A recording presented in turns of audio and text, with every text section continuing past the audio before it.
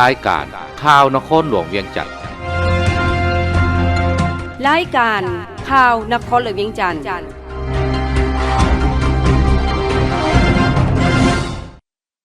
สบายดีท่านผู้ฟังที่เคารพที่นี่สถานีวิทยุกระจายเสียงนครหลวงเวียงจันทน์รายการข่าวนครหลวงเวียงจันทน์ประจำวันจันทร์วันที่2มิถุนายน2025มีข่าวที่สำคัญต่างๆมานำเสนอต่อบรรดาท่านต่อไปเส้นทานรับฟังรายละเอียดประธานประเทศพบปะนายกรัฐมนตรีญี่ปุ่นท่านธงรุนศรีสุริตประธานประเทศแห่งสาธารณรัฐประชาธิปไตยประชาชนลาวได้พบปะ2ฝ่ายกับท่านอิชิบะชิเงรุนายกรัฐมนตรีแห่งประเทศญี่ปุ่นในวันที่29พฤษภาคม2025ที่ผ่านมาที่ประเทศญี่ปุ่นในโอกาสดังกล่าวท่านธงรุนศรีสุริตได้แสดงความขอบใจต่อท่าน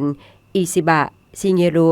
ที่ได้ให้การต้อนรับคณะผู้แทนสาธารณรัฐประชาธิปไตยประชาชนลาวอย่างอบอุ่นในโอกาสเดินทางเข้าร่วมกองประชุมสากลว่าด้วยอนาคตของอาซีครั้งที่30ที่จัดโดยสำนักหนังสือพิมพ์นิเกอิประเทศญี่ปุ่น2ฝ่ายได้ตีราคาสูงต่อสายพัวพันมิตรภาพและการร่วมมือที่มีมาแต่ดนนานของ2ประเทศลาวและญี่ปุ่นในปี2025นี่แม่นปีแห่งการเฉลิมฉลองสายพัวพันทางการทูตลาวญี่ปุ่นครบรอบ70ปีและครบรอบ60ปีที่รัฐบาลญี่ปุ่นได้ส่งอาสาสมัครของตนมาปฏิบัติหน้าที่และร่วมมือช่วยเหลือสาธารณรัฐประชาธิปไตยประชาชนลาวนับแต่ปี1965เป็นต้นมาฮอดปัจจุบันได้มีอาสาสมัครญี่ปุ่นหลายกว่า 1,100 เทื่อคนและเซลซาน 4,500 เทื่อคนมาปฏิบัติหน้าที่อยู่สาธารณรัฐประชาธิปไตยประชาชนลาว2ฝ่ายได้แสดงความปิติยินดีที่สมเด็จเจ้าหญิงไอโกะแห่งประเทศญี่ปุ่นจะเสด็จเยี่ยมยามสาธารณรัฐประชาธิปไตยประชาชนลาวในเดือนพฤศจิกายน2025ที่จะมาถึงนี้จะเป็นขีดหมายที่สำคัญสำหรับการพัวพันและการร่วมมือของ2ประเทศในต่อหน้า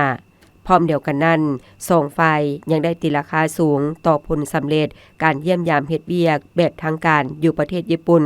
ของท่านสนไซศรีพันดรนายกรัฐมนตรีแห่งสาธารณรัฐประชาธิปไตยประชาชนลาวและได้มีการยกระดับสายพัวพันทางการทูตระหว่าง2ประเทศลาวและญี่ปุ่นขึ้นเป็นคู่ร่วมยุทธศาสตร์รอบด้านในท้ายเดือนมกราคม2025ที่ผ่านมารวมทั้งได้เห็นดีเป็นเอกภาพในการสืบต่อประสานสมทบและเฮ็ดเวียกร่วมกันอย่างใกล้ชิดเพื่อพันขยายผลการเยี่ยมยามดังกล่าวให้เป็นรูปธรรมเทอละก้าวโดยเฉพาะการสืบต่อส่งเสริมการร่วมมือด้านเศรษฐกิจก็คือการส่งเสริมภาคธุรกิจของญี่ปุ่นมาลงทุนอยู่สาธารณรัฐประชาธิปไตยประชาชนลาวให้หลายขึ้นในสมปีต่อหน้าในขณะการที่2ฝ่ายมีท่าแห่งท่านธงรุนศรีสุริตได้แสดงความขอบใจมายังรัฐบาลและประชาชนญี่ปุ่นที่ได้ให้การสนับสนุนและร่วมมือช่วยเหลือสาธารณรัฐประชาธิปไตยประชาชนลาวตลอดระยะผ่านมาอันได้เฮ็ดให้การจัดตั้งปฏิบัติแผนพัฒนาเศรษฐกิจสังคมของสาธารณรัฐประชาธิปไตยประชาชนลาวมีผลสำเร็จเป็นแต่ละระยะเป็นต้นแม่นการช่วยพัฒนาทรัพยากรมนุษย์ในแขนงการต่างๆโดยเฉพาะในแขนงยุติธรรมและการช่วยเหลือด้านกฎหมายการสนองอุปกรณ์ต่างๆเพื่อช่วยเหลือด้านมนุษยธรรมและบรรเทาทุกข์ภัยพิบัติจากธรรมชาติการสร้างความเสถียรภาพทางด้านการเงินการปรับปรุงพื้นฐานโครงสร้างการปรับปรุงสภาพแวดล้อมการลงทุนการรับมือกับการเปลี่ยนแปลงของดินฟ้าอากาศและการลดพรไอกับบอนการปรับปรุงเส้นทางตามแล้วเศรษฐกิจตะวันออกตะวันตกพิเศษแม้นการสนับสนุนเวียการเก็บกู้ระเบิดบ่ทันแตกที่ตกค้างอยู่สาธารณรัฐประชาธิปไตยประชาชนลาวการสนับสนุนและร่วมมือช่วยเหลือทุกด้านสำหรับการเป็นประธานอาเซียนของสาธารณรัฐประชาธิปไตยประชาชนลาวในปี2024ที่ผ่านมาท่านธงรุนศรีสุริตยังได้แจ้งให้ท่านอิชิบะชิเงรุทราบว่า สาธารณรัฐประชาธิปไตยประชาชนลาวจะเพิ่มระยะเวลาพักเซาระยะการยกเว้นวีซ่าให้แก่พลเมืองญี่ปุ่นที่ถือหนังสือผ่านแดนทั่วไปจาก15วันมาเป็น30วันนับแต่วันที่1มิถุนายน2025เป็นต้นไป2ฝ่ายได้แสดงความหวังว่านโยบายดังกล่าวจะเป็นการเพิ่มทวีสุขยูการไปมาหาสู่ของประชาชนสองชาติลาวและญี่ปุ่นโดยเฉพาะการดึงดูดนักท่องเที่ยวญี่ปุ่นมาท่องเที่ยวสาธารณรัฐประชาธิปไตยประชาชนลาวหลายขึ้นในสุมปีต่อหน้าท่านอิชิบะชิเงรุ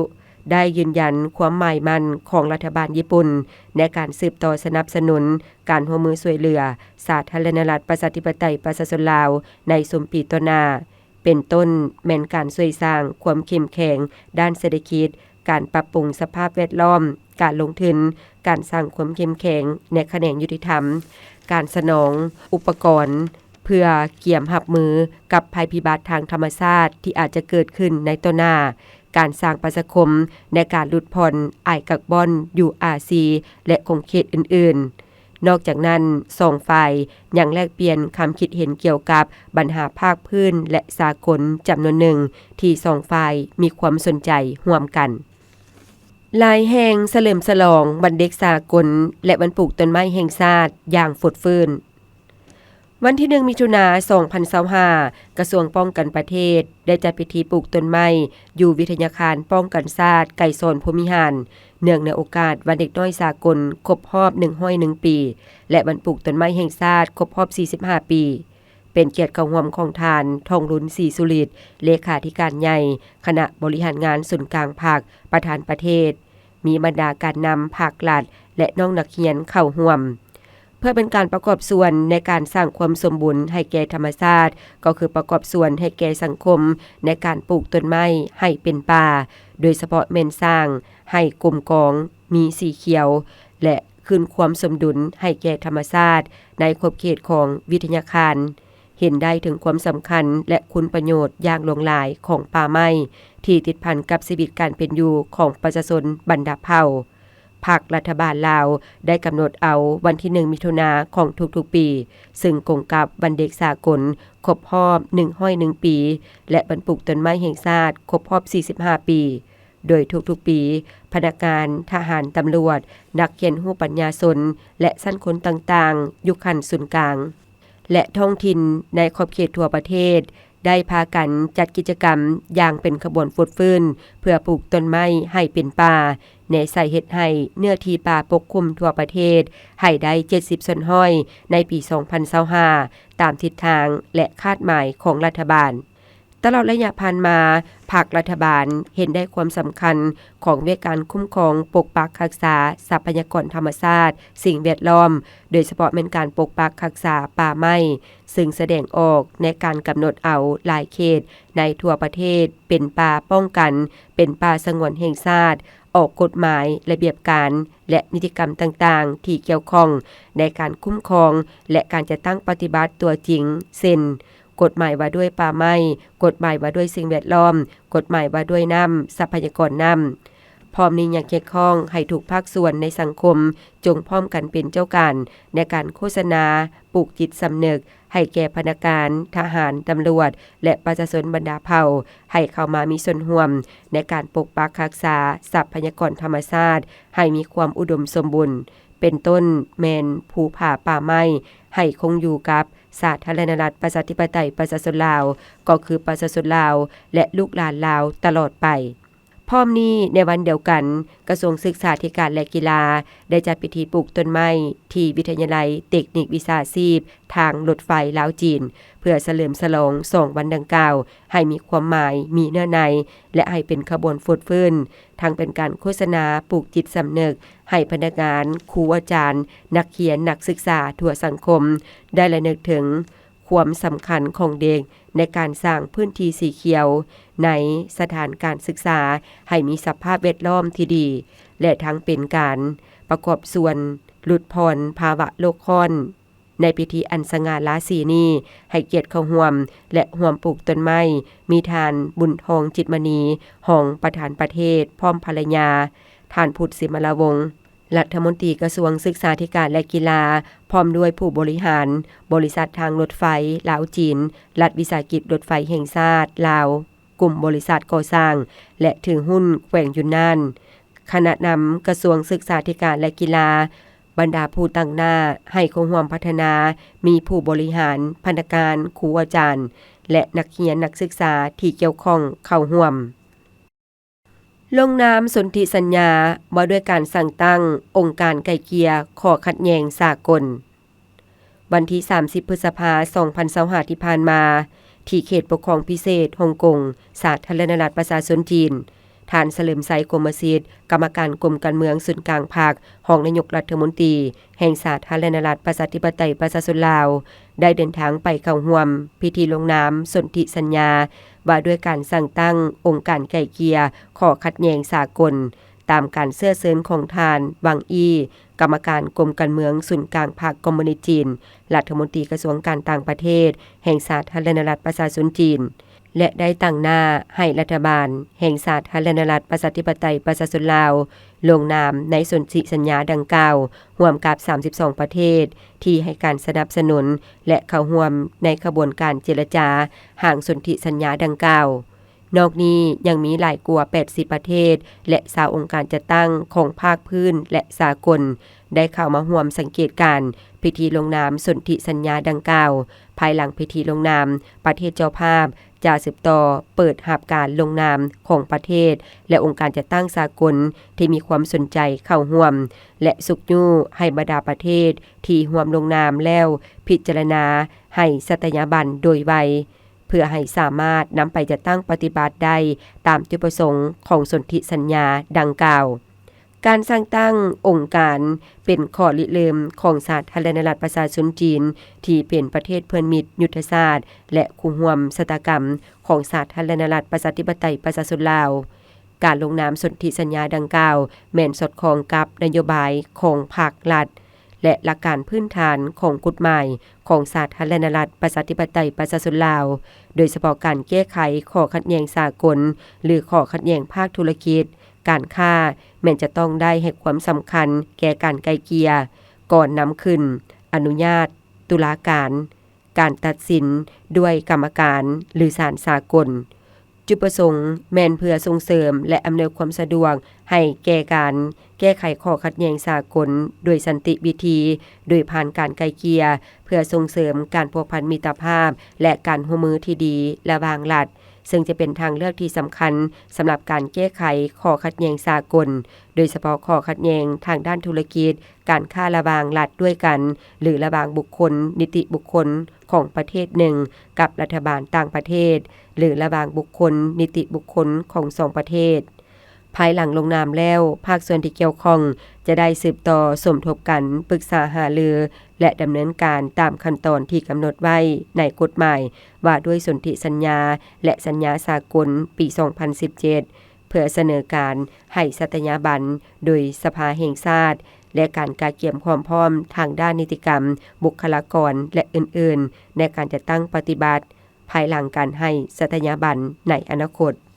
ในโอกาสเข้าร่วมพิธีลงนามสนธิสัญญาดังกล่าวท่านรองนายกรัฐมนตรีแห่งสาธารณรัฐประชาธิปไตยประชาชนลาวก็ได้พบปะ2ฝ่ายกับท่านวังอีกรรมการกรมการเมืองศูนย์กลางภาคคอมมิวนิสต์จีนรัฐมนตรีกระทรวงการต่างประเทศแห่งสาธารณรัฐประชาชนจีน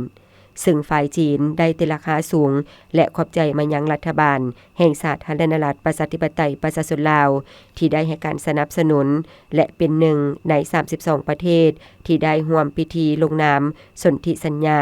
ว่าด้วยการสร้างตั้งองค์การไกล่เกลี่ยข้อขัดแย้งสากลซึ่งได้แสดงจุดยืนอันสำคัญของสาธารณรัฐประชาธิปไตยประชาชนลาวในการสุกยู่สนับสนุนการไกล่เกลี่ยให้กลายเป็นการแก้ไขข้อขัดแย้งด้านธุรกิจการค้ารวมไปถึงการแก้ไขข้อขัดแย้งระหว่างรัฐอย่างสันติ2ฝ่ายได้ตีราคาคืนต่อสายพัวพันร่วมมือระหว่าง2ภาค2รัฐในระยะผ่านมาโดยเฉพาะเป็นการจัดตั้งปฏิบัติบรรดาความเห็นที่เป็นเอกภาพกันของการนำขั้นสูงก็คือแผนปฏิบัติงานว่าด้วยการก่อสร้างคู่ร่วมชะตากรรมลาวจีนซึ่งได้นำเอาผลประโยชน์สูงสุดมาสู่ประชาชนของ2ชาติ สองฝ่ายได้แสดงความยินดีและพึงพอใจต่อมาคนการร่วมมือด้านเศรษฐกิจการค้าการลงทุนและด้านอื่นๆที่สืบต่อได้รับการพัฒนาและขยายตัวเป็นก้าวๆพร้อมทั้งได้ยินดีเป็นเอกภาพในการสืบต่อเฮ็ดเวียกร่วมกันอย่างใกล้ชิดเพื่อกะเกี่ยมให้แก่การแลกเปลี่ยนการเยี่ยมยามของการนำคันสูงในท้ายปี 2025 และจะสืบต่อเพิ่มทวีร่วมทางด้านเศรษฐกิจการค้าโดยยึดถือเอาท่าแหงการพัฒนาและการเสริมโยงเสริมจอดของเส้นทางรถไฟลาวจีนสืบต่อสร้างเงื่อนไขอำนวยความสะดวกในการไปมาหาสู่การแลกเปลี่ยนสินค้าผ่านเส้นทางรถไฟลาวจีนหัดแน่นร่วมมือในเวียการป้องกันความสงบและต้านสกัดกั้นอาชญากรรมข้ามชาติสองฝ่ายยินดีจะสืบต่อเพิ่มทวีการปรึกษาหารือทางในเวทีภาคพื้นสากลในวันเดียวกันท่านรองนายกรัฐมนตรีแห่งสาธารณรัฐประชาธิปไตยประชาชนลาวยังได้พบปะกับท่านจอห์นลีหัวหน้าคณะบริหารงานเขตปกครองพิเศษฮ่องกงอีกด้วยนครหลวงเวียงจันทน์และแขวงหูหนานเพิ่มทวีการร่วมมือหลายด้านวันที่18พฤษภาคม 2025 ที่ผ่านมาที่นครสางสาแขวงหูหนานสาธารณรัฐประชาชนจีนท่านอัศพังทองศรีพันดอนเจ้าของนครหลวงเวียงจันทน์ได้พบปะกับท่านเหมาเวินหมิงเจ้าแขวงหูหนานในโอกาสที่นำพาคณะผู้แทนขั้นสูงนครหลวงเวียงจันทน์เดินทางเยี่ยมยามและเฮ็ดเวียกอยู่สาธารณรัฐประชาชนจีนโอกาสนี้ท่านเจ้าของนครหลวงเวียงจันทน์ได้แสดงความขอบใจมายังเจ้าแขวงหูหนานที่ได้ต้อนรับคณะผู้แทนนครหลวงเวียงจันทน์ด้วยความอบอุ่นเต็มไปด้วยไมตรีจิตและมีความหมายความสำคัญในการแลกเปลี่ยนบทเรียนการพัฒนาชนบทและแก้ไขความทุกข์ยากตามนโยบายของศูนย์กลางภาคซึ่งนครหลวงเวียงจันทน์ตีราคาสูงต่อผลการร่วมมือของสองนครและแขวงในผ่านมาเห็นว่าจะอยู่ในระยะใดเวลาใดพวกเขาก็ยังยึดมั่นอุดมการณ์และความฮักแพงสนิทสนมฐานเพื่อนมิตรยุทธศาสตร์ต่อกันทั้งนี้ก็เพื่อเป็นการเสริมขยายสายผูกพันมิตรภาพอันเป็นมูลเชื่อและการร่วมมือแบบเพื่อนมิตรยุทธศาสตร์รอบด้านมั่นคงยาวนานตามจิตใจซีดีลาวจีนและจีนลาวแบบคู่ร่วมเศรษฐกรรมลาวจีนระหว่างส่งภาคส่งรัฐบาลและประชาชนส่งชาติลาวจีนเว้ารวมเว้าเฉพาะนครหลวงเวียงจันทน์และแขวงหูหนานให้นับมือได้รับมากผลอย่างเป็นรูปธรรมและมีความหมายลึกซึ้งซึ่งการเยี่ยมยามในครั้งนี้มีความสำคัญยิ่งที่ได้พบปะแลกเปลี่ยน2ฝ่ายในฐานะที่นครหลวงเวียงจันทน์และแขวงหูหนานได้ลงนามสัญญาว่าด้วยการสร้างตั้งเป็นนครมิตรภาพในข้างวันที่26พฤศจิกายน 2018 เป็นต้นมาภายหลังคณะผู้แทนนครหลวงเวียงจันทน์เดินทางมาถึงแขวงหูหนานในวันที่26พฤษภาคม 2025 ที่ผ่านมาได้สืบต่อเคลื่อนไหวเยี่ยมยามบ้าน18ถ้ำอยู่เมืองหัวยวนกิงเพื่อศึกษาเรียนรู้เกี่ยวกับรูปแบบในการซี่นำพาของคณะภาคองค์การปกครองแต่ละคันที่ได้มีความเอาใจใส่ในการพัฒนาส่งเสริมหมู่บ้านดังกล่าวให้กลายเป็นบ้านตัวแบบในการพัฒนาบ้านที่อยู่ห่างไกลจนกลายเป็นบ้านที่มีความเจริญรุ่งเรืองสามารถกลายเป็นสถานที่ท่องเที่ยวที่ดึงดูดนักท่องเที่ยวทั้งภายในและต่างประเทศมาเยี่ยมยามในแต่ละปีเป็นจำนวนหลงหลายด้วยหลายรูปแบบหลายสีสันทั้งมีความยืนยงสามารถเป็นแบบอย่างในการพัฒนาของเขตอื่นๆไปพร้อมกันนั้นสิ่งที่สำคัญพวกเขาได้มีการแลกเปลี่ยนบทเรียนเกี่ยวกับแนวคิดอันสำคัญของสหายสีจิ้นผิงเลขาธิการใหญ่พรรคคอมมิวนิสต์จีนเกี่ยวกับการลบล้างความทุกข์ยากให้ถึงเป้าหมายเพื่อเป็นแนวทางหมุนไส้เข้ากับจุดพิเศษในการจะตั้งพันธุ์ขยายและพัฒนาบรรดาบ้านทุกข์ยากอยู่ในนครหลวงเวียงจันทน์ในต่อหน้าพร้อมนี้การพบปะครั้งนี้เพื่อเป็นการแลกเปลี่ยนทบทวนการพัวพันร่วมมือกันอันได้เป็นขีดหมายหนึ่งในการเพ่นขยายเนื้อในการร่วมมือระหว่างนครหลวงเวียงจันทน์กับแขวงหูหนานซึ่งจะเป็นการสืบต่อเสริมขยายสายพัวพันร่วมมือและเต้าโฮมกำลังแห่งในการพัฒนาเศรษฐกิจการค้า ดึงดูดการลงทุนระหว่างลาวและจีนก็คือบรรดาตัวเมืองของนครหลวงเวียงจันทน์และแขวงฮูนานเพื่อร่วมกันสุกยู่ลงเลิกการร่วมมือนำกันในหลายด้านบ่ว่าจะเป็นด้านเศรษฐกิจการเมืองวัฒนธรรมสังคมและด้านอื่นๆสำหรับการร่วมมือ2ฝ่ายในผ่านมาสามารถติดราคาได้อย่างมีประสิทธิผลสูงเนื่องจากเห็นได้ถึงการพัวพันไปมาหาสู่ของการนำสูงสุดของ2ฝ่ายและการแลกเปลี่ยนด้านวิชาการได้รับผลสำเร็จเป็นก้าวๆมาทั้ง2ฝ่ายได้มีการลงเลิกแลกเปลี่ยนร่วมมือกันอย่างสนิทสนมคณะผู้แทนกันสูงรวมทั้งคณะวิชาการได้มีการแลกเปลี่ยนเยี่ยมยามไปมาหาสู่กันอย่างเป็นปกติบ่ว่าจะเป็นการเยี่ยมยามทางการเข้าร่วมกองประชุมเข้าร่วมฝึกอบรมในหัวข้อต่างๆเป็นต้นการฝึกอบรมให้การนำบรรดาเมืองและแผนกองค์การของนครหลวงเวียงจันทน์4ครั้งเพื่อสืบต่อหัดแน่นใส่พัวพันมิตรภาพและการร่วมมืออย่างรอบด้านระหว่าง2ภาค2รัฐก็คือนครหลวงเวียงจันทน์และแขวงฮูนานให้นับมือนับได้รับมากผลเป็นรูปธรรมยิ่งขึ้นนั้นนครหลวงเวียงจันทน์เสนอบางจิตใจการร่วมมือในต้นหน้าคือเสนอให้มีการร่วมมือแลกเปลี่ยนบทเรียนระหว่างแขนงองค์การของภาคและองค์การปกครองเป็นต้นเสนอให้มีการร่วมมือและแลกเปลี่ยนบทเรียนในการคุ้มครองบริหารตัวเมืองโดยเฉพาะการสร้างรายรับการบริการการนำใช้เครื่องมือทันสมัยเข้าในการอนามัยตัวเมืองแขนงการท่องเที่ยวลงเลิศการดึงดูดการท่องเที่ยวในเขตประวัติศาสตร์การสร้างแหล่งท่องเที่ยวใหม่การสร้างเครือข่ายการท่องเที่ยวในต้นหน้าเสนอให้ส่งแผนกการท่องเที่ยวได้มีการเซ็นบทบันทึกการร่วมมือนำกันเพื่อลงเลิกการแลกเปลี่ยนร่วมมือนำกันคงเขตศึกษาธิการลงเลิกสุกยู่ให้เกิดการร่วมมือแลกเปลี่ยนระหว่างโรงเรียนการแลกเปลี่ยนนักเรียนการยกระดับการเรียนการสอน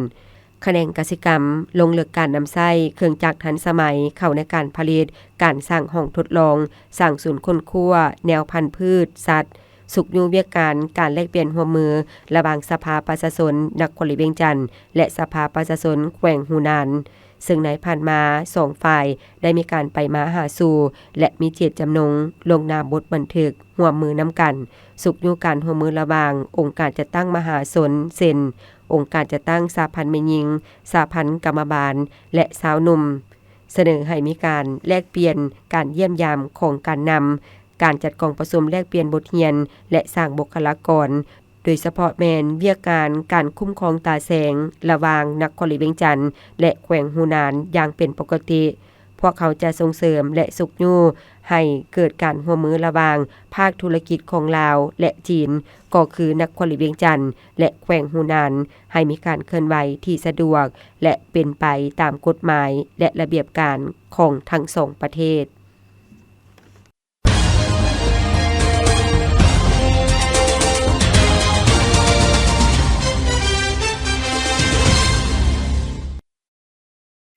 ต่อไปเชิญท่านรับฟังข่าวต่างประเทศญี่ปุ่นเสียตำแหน่งทรัพย์สินต่างประเทศสุทธิสูงสุดในโลกมูลค่าทรัพย์สินต่างประเทศสุทธิของญี่ปุ่นอยู่ที่ 533.5 พันตื้อเยนในท้ายปี 2024เพิ่มขึ้น 12.9 ส่วนห้อยจากปี 2023และถือเป็นอันดับสูงสุดเป็นปีที่ 6 ติดต่อกันทรัพย์สินต่างประเทศสุทธิแมนส่วนต่างระหว่างทรัพย์สินต่างประเทศกับหนี้สินต่างประเทศของประเทศใดหนึ่งซึ่งรวมทั้งการลงทุนและเงินกู้สากลในปี 2024มูลค่าทรัพย์สินต่างประเทศทั้งหมดของญี่ปุ่นเพิ่มขึ้น 11.4 ส่วนห้อยจากปีก่อนมาอยู่ที่ประมาณ 1.66 พันตื้อเยนโดยได้รับแฮงหมุนจากเงินเยนที่อ่อนค่าลงเฮ็ดให้มูลค่าของทรัพย์สินที่ถือเป็นสกุลเงินตราต่างประเทศเพิ่มขึ้น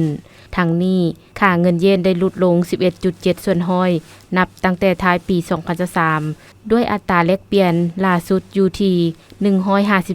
157.89 เยนต่อดอลลาร์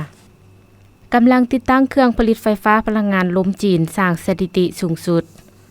บทรายงานการพัฒนาพลังงานหมุนเวียนของจีนในปี 2024 ที่ประกาศในวันที่28พฤษภาผ่านมาได้แสดงให้เห็นว่าในปี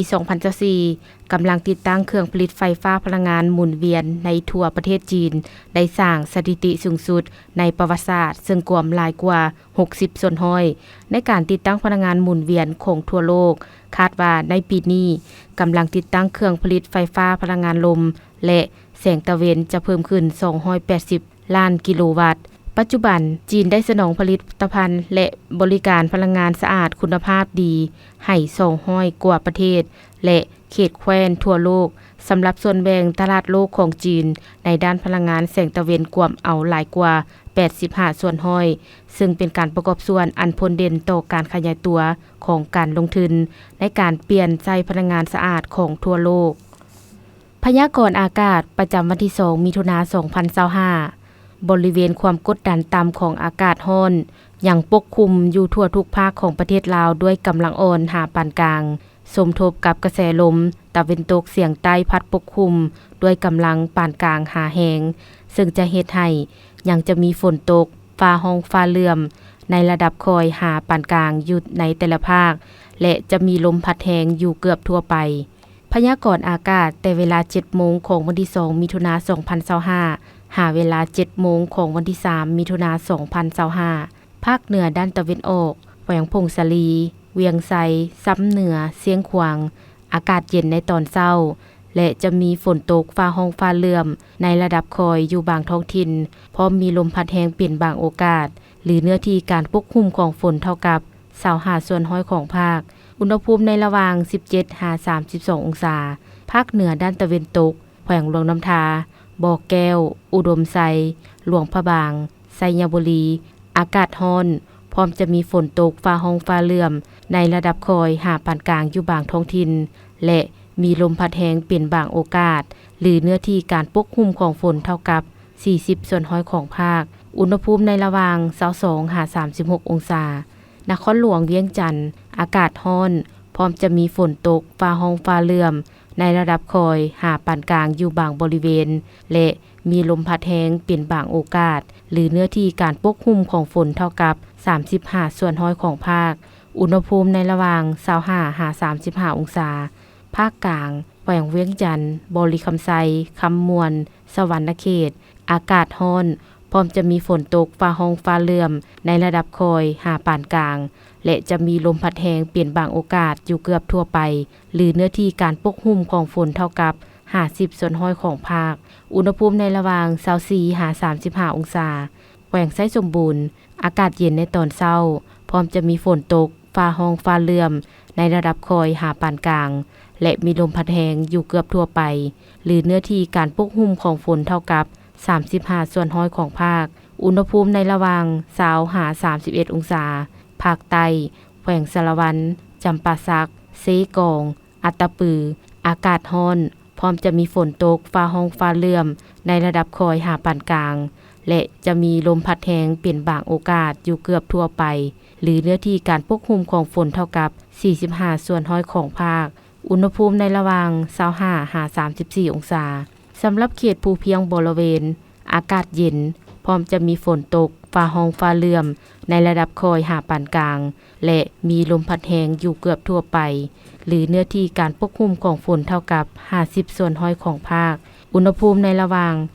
17-26 องศาท่านผู้ฟังที่เคารพรายการข่าวนครหลวงเวียงจันทน์สำหรับภาคนี้ได้เสียงสุดลงเพียงเท่านี้เพชรสมรดวงวิไลพร้อมด้วยแสงคำจันทวงศ์อ่านสบายดี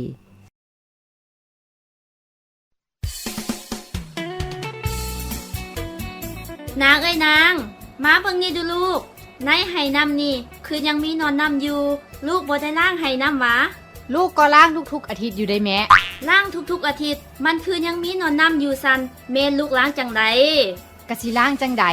กระทอกน้ำเก่าทิ่มแล้วเปิดน้ำใหม่ใส่รถแหละแล้วก็ปิดฝาไว้กระเท่าหั่นล่ะเนาะบ่ได้แนวนั้นน่ะการเปลี่ยนน้ำแต่ละครั้งลูกต้องล้างพัดถูทางในพร้อมเอากับพร้าวใยหมักบวบหรือผ้าขาดที่แม่เฮ็ดไว้หั่นนา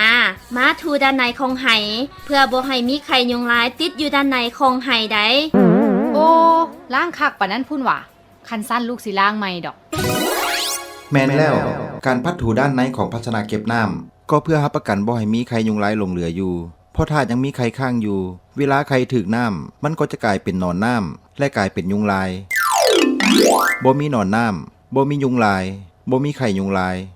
ด้วยความห่วงใยจากศูนย์ข่าวสารการแพทย์สุขศึกษากระทรวงสาธารณสุข